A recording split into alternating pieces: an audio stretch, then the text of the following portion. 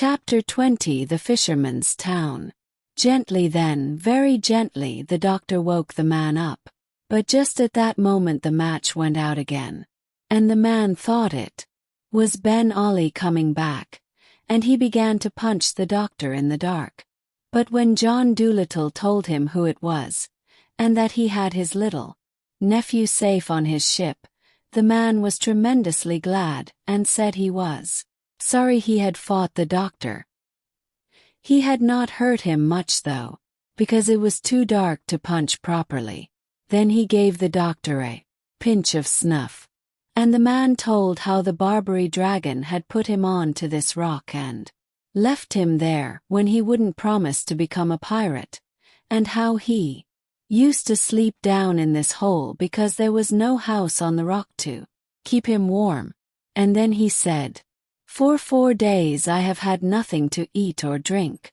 I have lived on snuff." "There you are," said Jip. "What did I tell you?" So they struck some more matches and made their way out through the passage into the daylight, and the doctor hurried the man down to the boat to get some soup. When the animals and the little boy saw the doctor and Jip coming back to the ship with a red-headed man, they began to cheer and yell and dance about the boat, and the swallows up above started whistling at the top of their voices, thousands and millions of them, to show that they too were glad that the boy's brave uncle had been found. The noise they made was so great that sailors far out at sea thought that a terrible storm was coming. "Hark to that gale howling in the east," they said.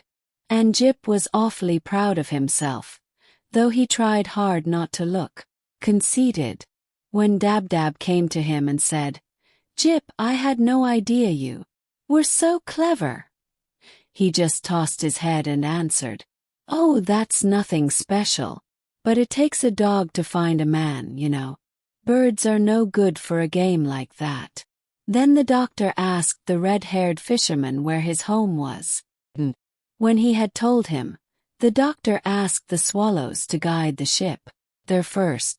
And when they had come to the land which the man had spoken of, they saw a little fishing town at the foot of a rocky mountain, and the man pointed out the house where he lived. And while they were letting down the anchor, the little boy's mother, who was also the man's sister, came running down to the shore to meet them, laughing and crying at the same time. She had been sitting on a hill for 20 days, watching the sea and waiting for them to return. And she kissed the doctor many times, so that he giggled and blushed like schoolgirl. And she tried to kiss Jip too, but he ran away and hid inside a ship. "It's a silly business, this kissing," he said. "I don't hold by it. Let her go and kiss Gub if she must kiss something."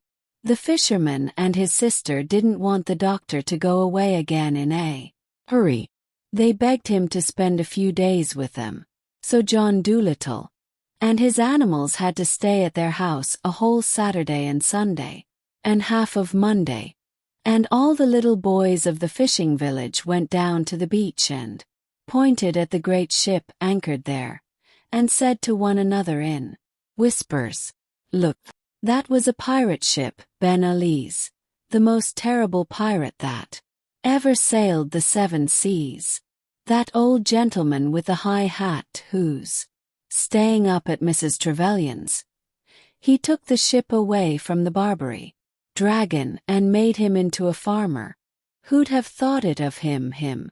So gentle, like and all. Look at the great red sails. Ain't she the wicked-looking ship and fast? My! All those 2 days and a half that the doctor stayed at the little fishing town, the people kept asking him out to teas and luncheons and dinners and parties. All the ladies sent him boxes of flowers and candies, and the village band played tunes under his window every night. At last the doctor said. Then, just as the doctor was about to leave, the mayor of the town came down the street and a lot of other people in grand clothes with him. The mayor stopped before the house where the doctor was living, and everybody in the village gathered round to see what was going to happen.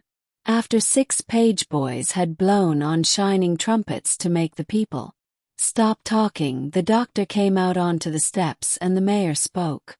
"Dr. John Dolittle," said he, "it is a great pleasure for me to present to the man who rid the seas of the dragon of Barbary this little token from the grateful people of our worthy town."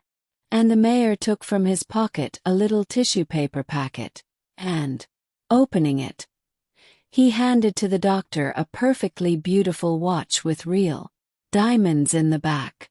Then the mayor pulled out of his pocket a still larger parcel and said, "Where is the dog?" Then everybody started to hunt for Jip. And at last Dab found him on the other side of the village in a stableyard, where all the dogs of the countryside were standing round him speechless with admiration and respect.